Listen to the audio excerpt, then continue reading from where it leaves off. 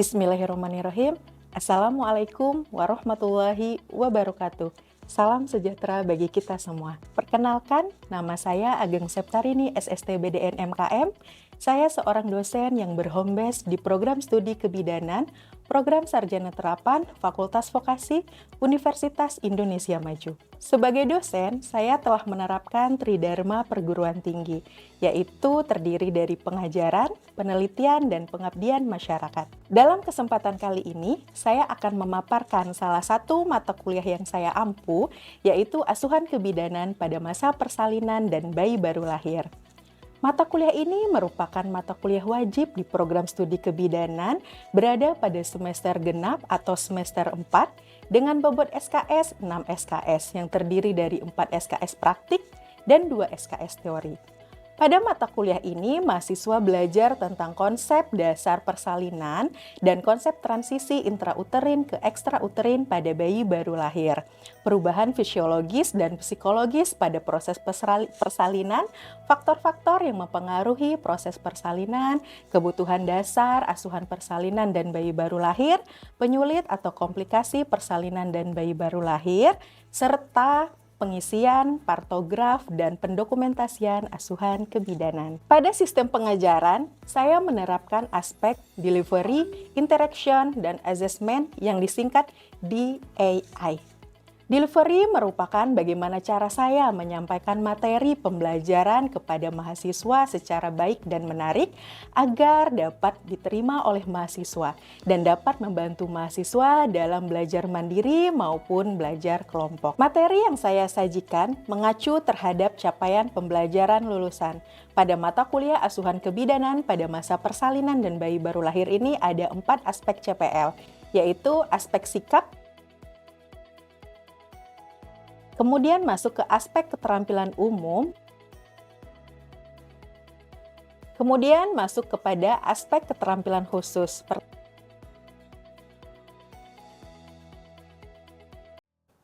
Kemudian masuk kepada aspek pengetahuan.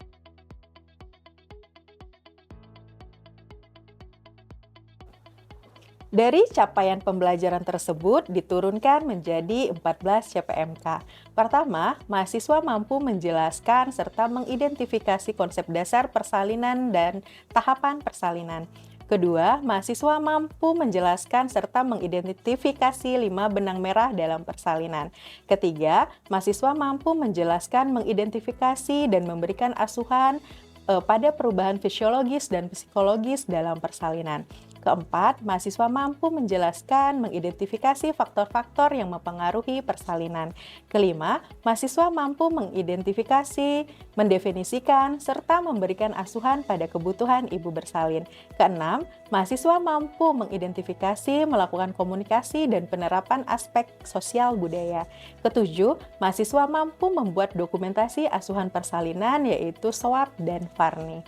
8. Mahasiswa mampu mengidentifikasi, mengkaji, serta berpikir kritis dalam manajemen persalinan dengan menggunakan partograf. 9. Mahasiswa mampu mengidentifikasi, mengkaji, serta menerapkan berpikir kritis dan problem solving dalam manajemen persalinan. 10. Mahasiswa mampu mengkaji, mengidentifikasi, serta memberikan asuhan persalinan kelas 1 dan 2. Ke-11, mahasiswa mampu mengkaji, mengidentifikasi, serta memberikan asuhan persalinan kala 3 dan 4. Ke-12, mahasiswa mampu mengidentifikasi serta melakukan pemantauan dan asuhan kebidanan pada penyulit atau komplikasi persalinan. Ke-13, mahasiswa mampu mengidentifikasi, mengkaji, dan memberikan asuhan kebidanan pada bayi baru lahir. Yang ke-14, mahasiswa mampu memberikan asuhan pada bayi baru lahir serta penata laksanaan resusitasi bayi baru lahir. Baiklah, dari CPMK tersebut diturunkan menjadi 14 sub CPMK yang dibagi 14 pertemuan tidak termasuk ujian tengah semester dan ujian akhir semester. Adapun referensi yang saya gunakan pada materi yang saya ajarkan adalah dari buku-buku dan jurnal-jurnal saya sendiri sebagai referensi kebaharuan dan memberikan materi pengajaran. Berikut referensinya.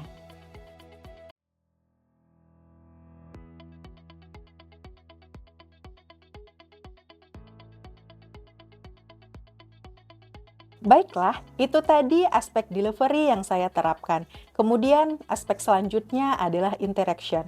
Interaction merupakan interaksi saya kepada mahasiswa, yaitu kegiatan tatap muka antar dosen dan mahasiswa untuk membahas materi perkuliahan yang dilakukan baik di dalam kelas maupun di dalam laboratorium untuk mencapai capaian pembelajaran. Adapun sistem interaction yang saya terapkan menggunakan metode pembelajaran student-centered learning, yang merupakan metode pembelajaran untuk mendidik mahasiswa lebih kreatif, lebih aktif, dan mandiri sesuai kemampuan masing-masing. Adapun beberapa sistem dari student-centered learning yaitu yang pertama interactive learning, di mana interactive learning ini merupakan metode pembelajaran yang dilakukan dengan memaparkan materi secara langsung atau secara tatap muka kepada mahasiswa, baik di dalam kelas maupun di dalam laboratorium.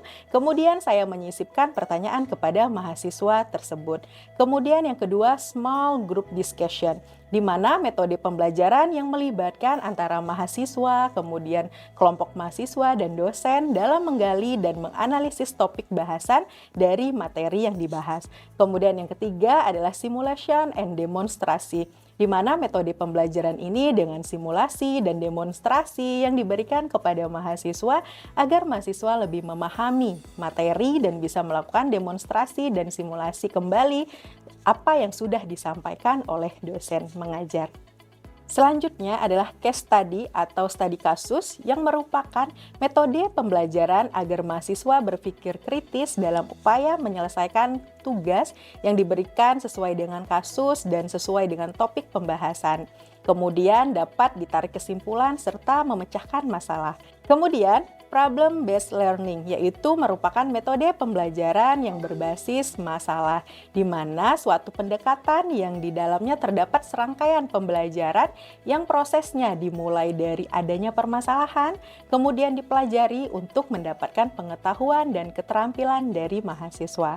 Kemudian self-direct learning, yaitu metode pembelajaran ini dengan memberikan tugas kepada mahasiswa, baik tugas mandiri maupun tugas kelompok, dan meringkas materi yang sudah diberikan. Dalam memberikan pengajaran mata kuliah ini, saya juga menggunakan platform LMS, yaitu di Universitas Indonesia Maju menggunakan platform portal e-kampus, di mana pada platform ini mahasiswa dapat melakukan presensi, mengunduh materi pembelajaran, mengirimkan tugas, dan lain-lain. Adapun juga kadang saya menggunakan GCR atau Google Classroom ataupun juga Google Drive. Dan saya juga menggunakan WhatsApp group dengan mahasiswa untuk mempermudah komunikasi dan menyampaikan informasi mengenai proses belajar mengajar. Itulah metode interaction yang saya gunakan pada saat saya dalam proses pembelajaran. Kemudian kita masuk kepada aspek asesmen. Asesmen merupakan penilaian dengan pemberian tugas, yaitu tugas terstruktur yang telah direncanakan misalnya dari kuis, membahas artikel, menyelesaikan kasus guna untuk mengukur kemampuan mahasiswa dalam menerima materi pembelajaran dan secara objektif.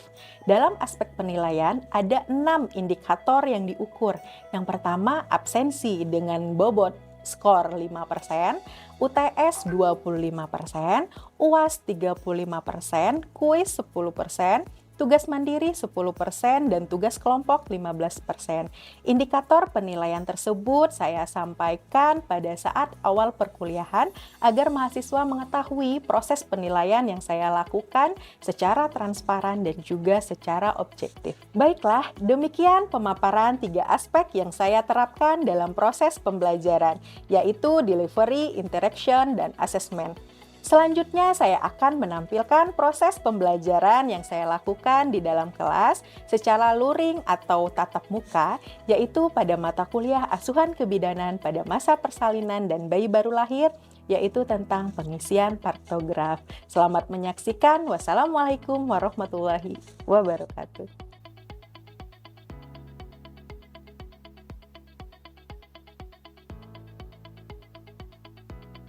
Assalamualaikum warahmatullahi wabarakatuh.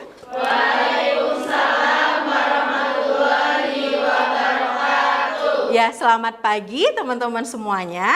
Pagi, Bu. Ya, salam sejahtera bagi kita semua.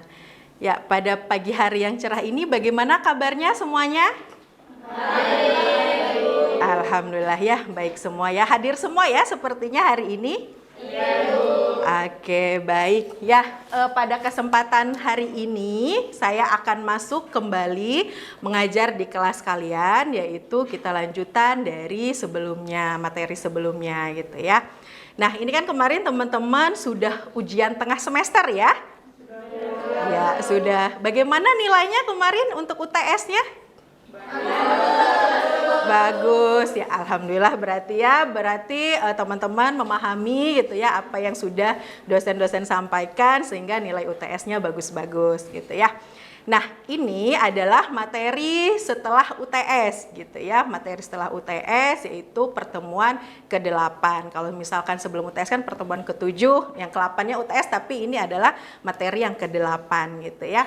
Oke, pada hari ini gitu ya kita akan belajar tentang penggunaan partograf gitu ya. Teman-teman apakah sudah pernah melihat partograf?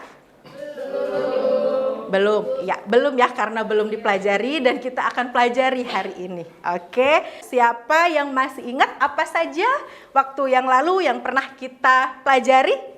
Faktor-faktor yang mempengaruhi persalinan. Ada berapa faktor-faktor yang mempengaruhi persalinan? 6. Ada 6. Ada yang masih ingat salah satunya apa saja? Oke, boleh Konitri? Yang pertama ada passage ibu atau panguli. Oke, setuju? Oke, yang kedua ada yang tahu? Ya, silahkan. Power bu, kekuatan dari ibu. Oke, benar? Oke, ya ada lagi selanjutnya? Ya, silahkan. Yang ketiga itu ada passenger atau keadaan janin. Oke, benar teman-teman? Benar. Oke, ya selanjutnya yang keempat? Oke, silahkan. Psikologis ibu yaitu psikis dan mental ibu. Oke, teman-teman benar? Oke, ada lagi? Ada Bu. Ya, siapa? Ya, silakan. Penolong contohnya tenaga kesehatan bidan. Oke, baik. Terima kasih Aurel. Ada lagi?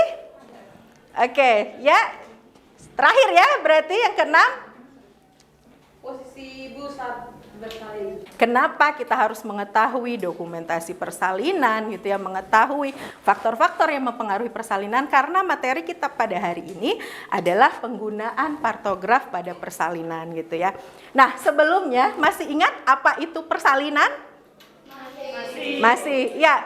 Siapa? Lydia, boleh silakan. Persalinan adalah proses pengeluaran janin yang terjadi pada kehamilan cukup bulan, yaitu 37 sampai 42 minggu. Oke. Secara spontan, presentasi belakang kepala yang terjadi selama 18 jam tanpa ada komplikasi baik ibu maupun janin. Oke, benar teman-teman? Benar. Oke ya, terima kasih Lydia. Oke ya, berarti teman-teman masih ingat apa itu persalinan, masih ingat faktor-faktor yang mempengaruhi persalinan gitu ya. Nah, sekarang kita masuk dengan pengisian partograf gitu ya. Nah, di sini sebelum kita masuk apa itu partograf, saya sudah membuka absensi gitu ya. Nanti teman-teman silahkan buka portal akademiknya gitu ya di e-kampus UIMA. Teman-teman sudah memiliki portal masing-masing mahasiswa dan presensinya sudah saya buka. Nanti dengan waktu 10-15 menit ya. Jadi teman-teman harus mengisi presensinya seperti itu ya. Oke, kita masuk. Di sini ada definisi dari partograf. Nah, partograf ini adalah suatu grafik yang mencatat perjalanan proses persalinan dan pengawasan terhadap ibu dan juga janin selama proses persalinan gitu ya. Tujuannya apa? Ya untuk mengetahui apakah persalinan ini bisa kita pertahankan gitu ya atau kita rujuk pasiennya gitu. Partograf itu ada 3 bagian atau 3 komponen gitu ya. Yang pertama adalah pencatatan janin, yang kedua adalah kemajuan persalinan, dan yang terakhir adalah pencatatan keadaan ibu. Nah, oke, di sini bagian partograf, di bagian pencatatan janin ini ada denyut jantung janin gitu ya. Kemudian nanti ada air ketuban atau selaput ketuban gitu ya. Ada proses molase atau penyusupan kepala gitu ya. Kemudian di bagian kemajuan persalinan atau pencatatan persalinan ada pembukaan serviks gitu ya. Kemudian ada penurunan kepala dan juga ada kontraksi dari uterus gitu ya. Kemudian pencatatan keadaan ibu, ada tekanan darah, kemudian ada nadi, ada suhu, kemudian ada urin, kemudian ada obat-obatan yang kita berikan selama proses persalinan berlangsung. Oke, kemudian di kondisi janin. Nah, kita masuk yang bagian pertama. Tadi kan ada 3 bagian. Yang pertama adalah pencatatan keadaan janin. Nah, di sini tadi ada denyut jantung janin. Denyut jantung janin dilakukan pemeriksaan selama 30 menit gitu ya. Jadi per 30 menit atau per setengah jam. Kemudian ada juga frekuensi dan kontraksi tadi ya, di mana frekuensi dan kontraksi ini kita ukur setiap 30 menit selama 10 menit dan berapa detik 10 menit itu berlangsung untuk kontraksinya. Nah, di sini ada lambang-lambang yang ada pada partograf gitu ya. Nah, di sini pembukaan serviks sebenarnya boleh teman-teman lihat gitu ya. Di lembar sudah ada bahwa pembukaan serviks lambangnya adalah X atau tanda silang gitu ya. Kemudian penurunan kepala lambangnya adalah O gitu ya, atau angka lingkaran bulat gitu ya. Nah, kemudian di sini juga ada garis waspada dan juga garis bertindak. Kalau misalkan sudah melewati garis waspada dan sudah garis bertindak, berarti ini pasien sudah harus dirujuk atau ada intervensi lain yang akan kita lakukan gitu ya. Apakah nih pasien bisa kita pertahankan atau tidak ya. Nah, ini ada lambang-lambang kontraksi uterus. Nah, nanti teman-teman lihat bahwa jika dia diberikan kotak titik-titik gitu ya, berarti di sini bahwa lambangnya kita berikan titik-titik itu 20 detik. Nah, berapa kali nih selama 10 menit? Apakah 2 kali dia berkontraksi? Apa 3 kali gitu ya? Kemudian apakah lebih dari 20 detik ataukah kurang dari 20 detik atau lebih dari 40 detik?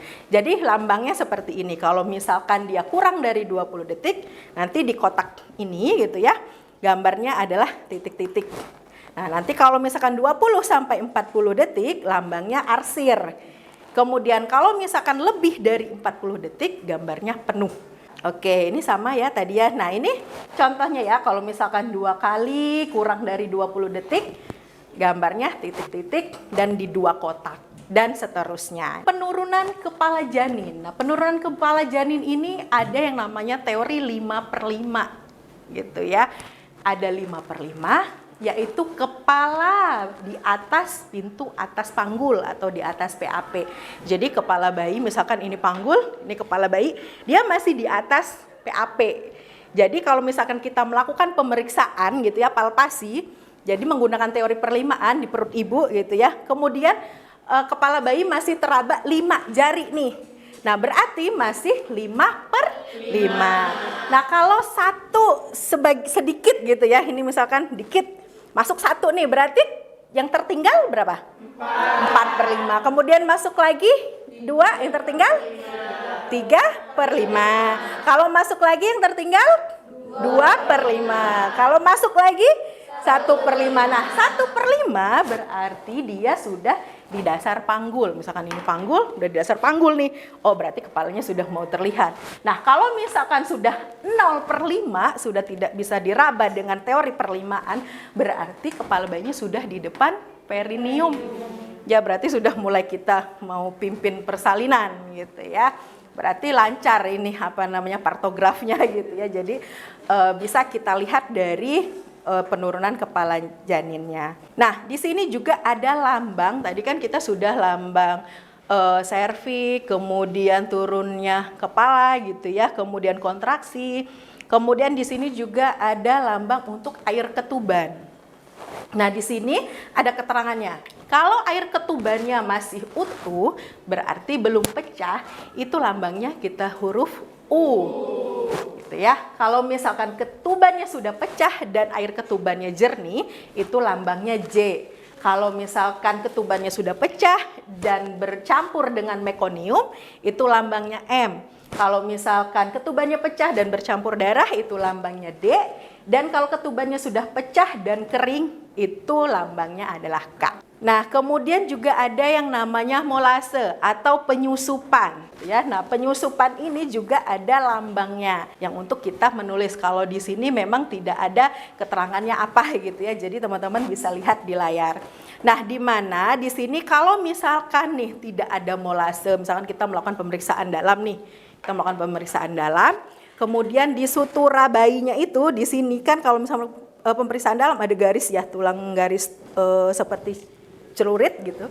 Kalau kita melakukan pemeriksaan dalam dan dapat mudah kita pegang atau kita palpasi, itu angkanya kita tulis di sini 0 di penyusupan gitu ya, di partografnya.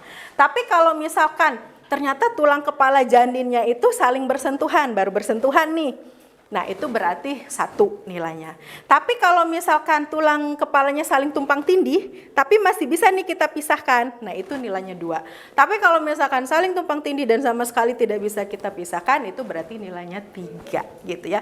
Nah, itu biasanya yang bisa membuat mungkin dari faktor tadi ya, passage-nya atau panggulnya yang sempit atau passenger-nya janinnya yang besar gitu ya, sehingga proses persalinannya juga tidak lancar. Nah, sehingga kita bisa melihat semuanya, observasinya itu dari partograf gitu ya.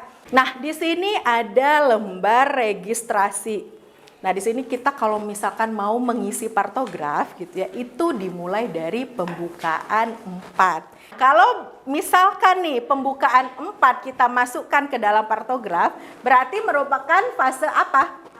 Aktif. Oke, fase aktif ya. Berarti nanti di fase aktif kita baru bisa menulis di partograf gitu ya.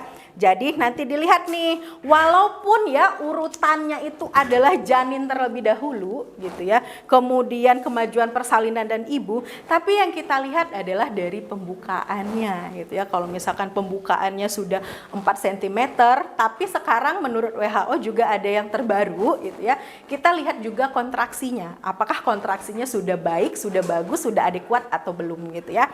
Nah, kemudian baru dimasukkan, misalkan nih di jam 8. Tadi kalau melakukan pemeriksaan dalam berapa jam sekali?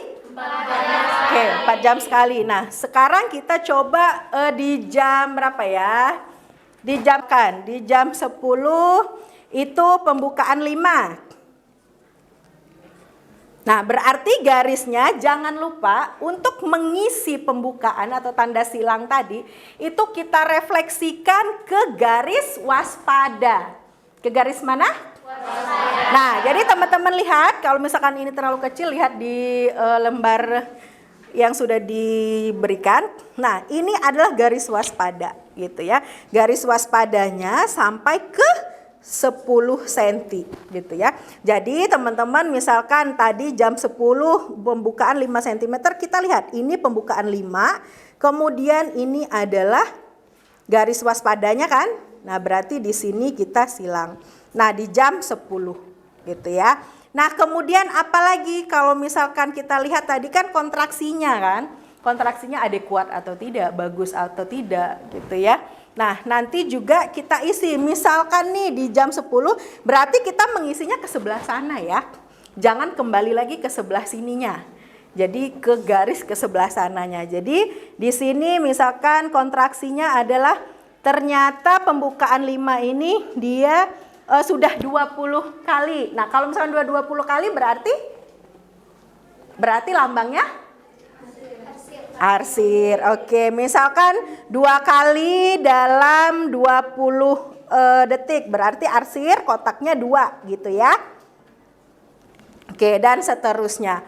Nah, kemudian untuk penurunan kepala tadi adalah lambangnya. Penurunan kepala lambangnya apa?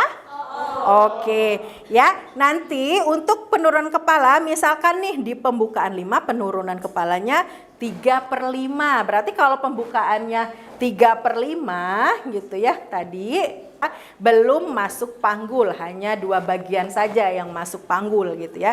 Jadi nanti dibikin lingkaran di angka 3 gitu ya, karena dia 3/5 gitu ya, dan seterusnya.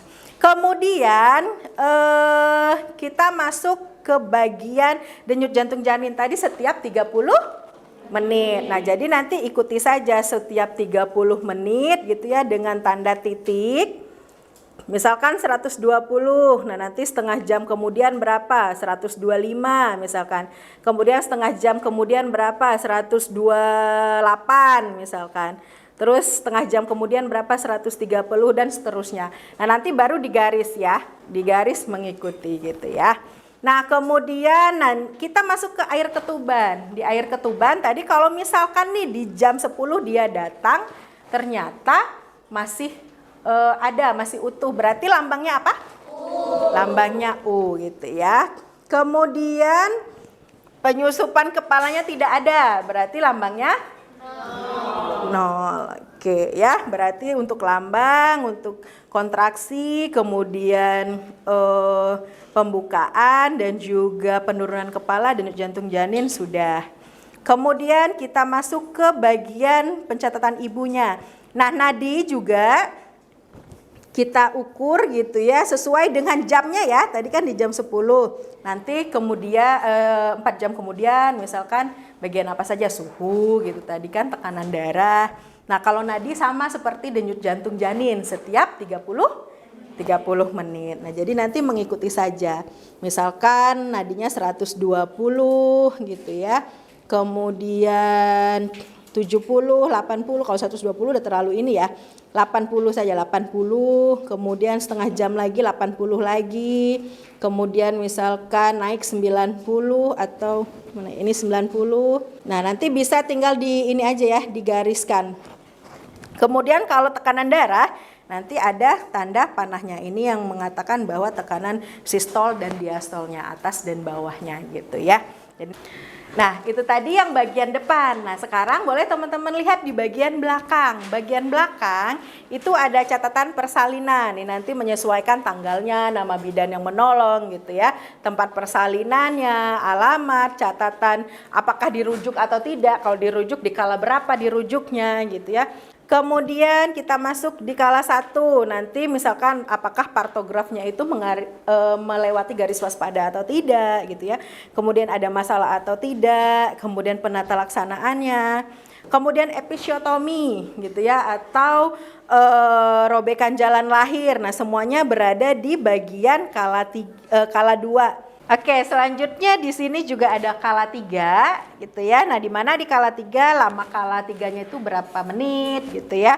Kemudian pemberian oksitosinnya, kemudian apakah ada pengulangan pemberian oksitosin, kemudian juga apakah melakukan peregangan tali pusat terkendali atau tidak gitu ya. Semuanya kita tulis di sini. Kemudian pada pemantauan persalinan kala 4-nya yaitu ada 2 jam gitu ya, tapi 1 jam pertama setiap 15 menit dan 1 jam berikutnya setiap 30 menit. Jadi 2 jam, 1 jam 15 menit, yang 1 jamnya setiap 30 menit. Nah, kemudian apakah ada masalah di kala 4? Jika ada ya, di bayi baru lahirnya berat badan bayinya berapa, kemudian panjang badannya berapa, jenis kelaminnya apa, kalau laki-laki ya lingkarkan laki-laki, kalau perempuan ya perempuan gitu ya. Tidak, sudah cukup paham semuanya? Oke, baik. Nah, teman-teman, hari ini materi kita selesai sampai di sini. Nanti setelah ini boleh dibuka portal e-kampusnya, nanti akan ada kasus atau soal di dalam portal teman-teman. Nanti silakan di-download dan kasusnya gitu ya. Nanti lembar tersebut teman-teman kerjakan di sana gitu ya, di lembar yang sudah dibagikan gitu ya. Oke, baik. Oke, pertemuan kita hari ini sampai di sini terlebih dahulu gitu ya. Semoga apa yang kita sampaikan dan kita pelajari hari ini bermanfaat bagi kita semua ya. Amin. Ya, akhir kata, assalamualaikum warahmatullahi wabarakatuh.